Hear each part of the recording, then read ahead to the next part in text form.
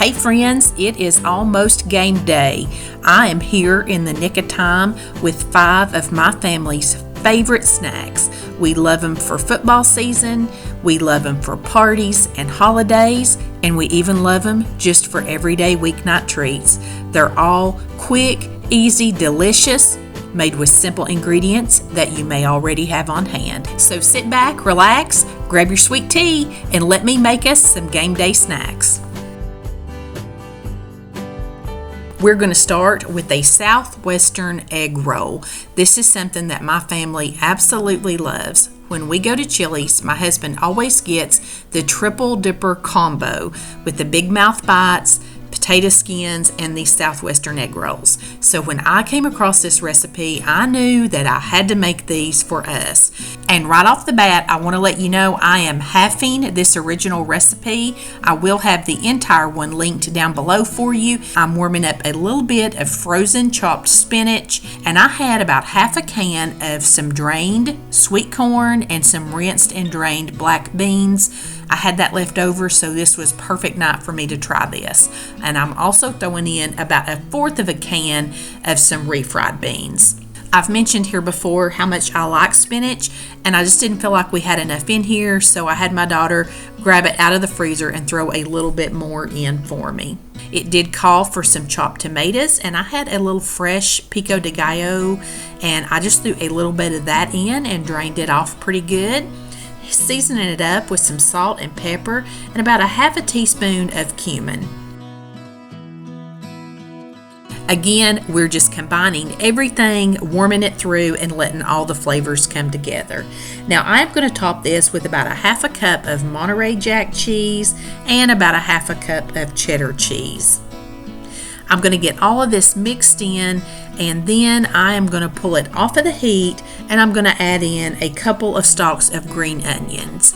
You see I have a few other things going on here this night. Back there in those muffin tins are the loaded tater tot cups. If you've been here, you've seen me make them a bunch of different times. Now we're just taking some flour tortillas that I've warmed up a little in the microwave and putting our filling in here, and we're going to wrap them up. Of course, mine are stuffed a little bit fuller than what they do at Chili's, but I actually cooked these in the air fryer. I just don't use my air fryer that often. I'm not real good at it yet, but they cooked up really good in there. You can see I did have a little hot spot, but I cooked them about 360 for about 3 or 4 minutes and then flipped them over. But look how perfect these look. And guys, these were so good. They were crunchy just like you get them at Chili's, and the taste and flavor was spot on. I always thought this had chicken in it, and I was so surprised when I read this recipe, and it's all vegetarian. These are excellent. We love them. Now, one thing I might try is using just some real egg roll wrappers instead of the flour tortillas. I kind of think that might be more what Chili's does with theirs, but these were absolutely delicious. I even caramelized up a little bit of onions and bacon and tried to create the big mouth bites, which I just made them regular size. Used a little bit of this Taco Bell avocado ranch dressing on them because they give you like a little jalapeno ranch on these burgers, and also to dip your egg rolls in. This was so delicious, and these little egg rolls are hearty, and they are just a perfect handheld game day snack. Now I want to share with you some cheeseburger party sliders. We love these. These start with 1 pound of ground beef that I'm just cooking up on top of the stove, and of course I'm going to drain the grease out of it. Then you want to add in just a small diced onion. Want to put in about 1 teaspoon of Dijon mustard. Going to season this up with just a little bit of salt and pepper. I'm also going to put in about 1 teaspoon of cumin and about 1/2 teaspoon of paprika. just want to combine all of that together and let it all get mixed in. And then I'm going to put in just a little bit of garlic and cook that up just a few minutes. Again, let all these flavors come together, and then I'm just going to kind of set this off the heat for a few minutes while we prepare the sauce for the top. I'm going to start with melting 1 stick of butter in a saucepan. I'm going to add in a couple big tablespoons of brown sugar. I went a little heavy on that for my husband. I'm also going to squirt in about a tablespoon of Worcestershire sauce and another tablespoon of Dijon mustard. I'm just going to mix all this together and let it come up to a simmer, and this makes a wonderful, sticky, savory, sweet sauce that bakes into these sliders. Now we're going to assemble them, and I'm using these Pepperidge Farm little mini buns, and they already have the tops cut off of them, which is perfect. So I'm just taking our meat mixture and spreading it as evenly as I can across these buns. If some goes down in between, just kind of squish it back up on top of the buns there. And I'm using this onion garlic jam. This recipe actually called to add rotel into the meat mixture, but I didn't want another Tex-Mex recipe. I wanted something that was more sweet and savory, so you could definitely use a jelly like this or just caramelize your own onions. Then I used just some sliced cheddar cheese that I put over top of each bun. Going to put the tops back on them now, and we're going to grab that sauce, and I just slightly drizzled mine across all of it. You can definitely use a brush and brush this on. I did go back with my spoon and just kind of make sure I had some all over, and then we put just a little bit of sesame seeds on the top of this.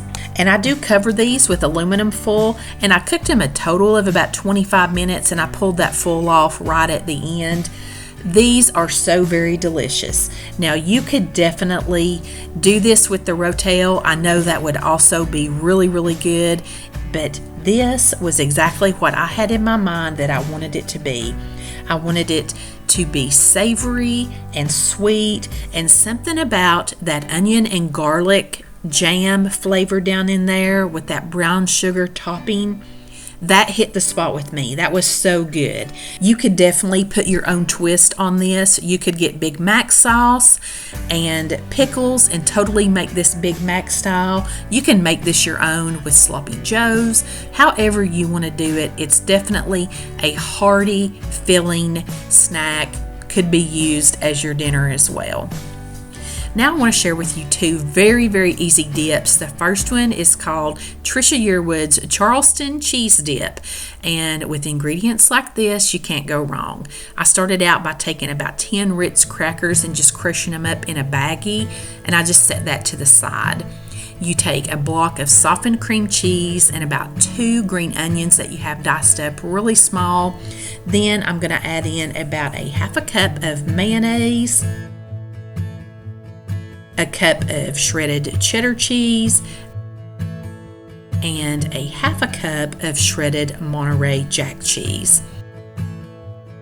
Just going to mix all this together and get it combined. Now, as I was mixing this up, it began to remind me of making cheese balls at Christmas. And in my cheese balls, I always put Lowry seasoning salt. So I added this in here, and I am so glad I did, because I love what Lowry's does to cream cheese with the paprika and all those good flavors in it.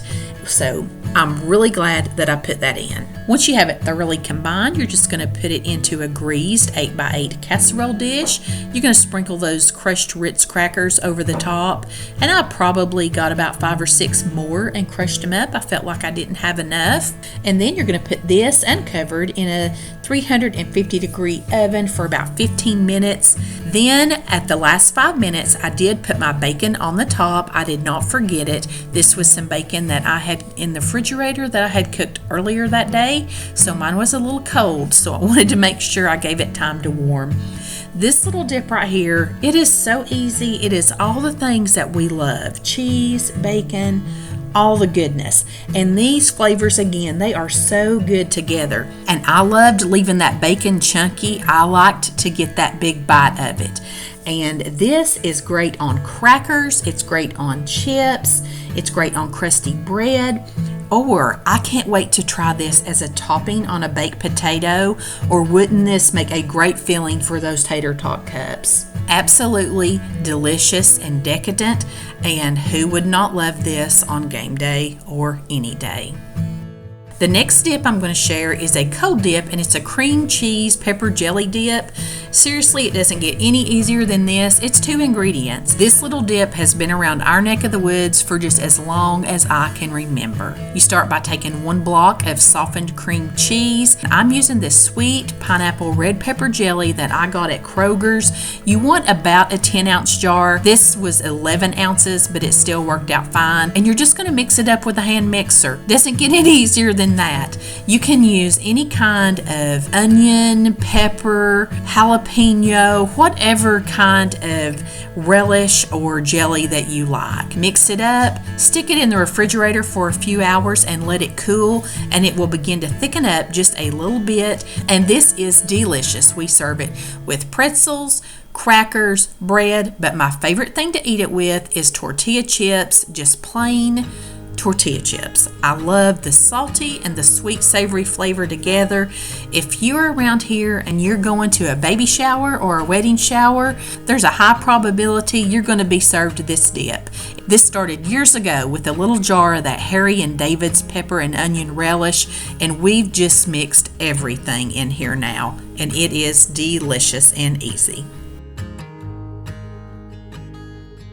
And what's a party without a sweet treat? You won't believe how delicious and easy these little churros are. Seriously, it takes a box of puff pastry, cinnamon, sugar, and some oil to cook it in. The first thing that I always do is just mix me up a little bit of cinnamon and sugar together, and then I'll set it aside. I like to stretch my puff pastry out just a little bit on a floured surface, and then I will just score it into about 1-inch strips. Then I'll come back and cut those in half because that's just easier for me to handle when I'm frying up. Then I have a candy thermometer down in my oil, and I'm just heating that to 400 degrees. And these little things, I swear they just take like 2 minutes on each side.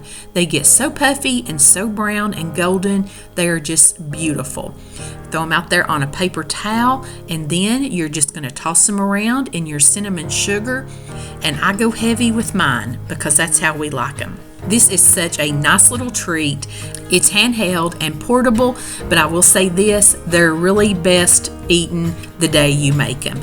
And I want you to look at the pile that this makes. I used both sheets of my puff pastry, and these are delicious eaten just like they are. You could dip them into some kind of jelly, or we had some really good dark chocolate sauce. These are so quick, so easy, and so delicious. If you found something that you can't wait to make, give this video a big thumbs up for me and let me know in the comments which one it is. I appreciate you being here with me tonight. I hope you have a great weekend. Enjoy the big game, and I'll see you next week. Until then, I send you love from my kitchen.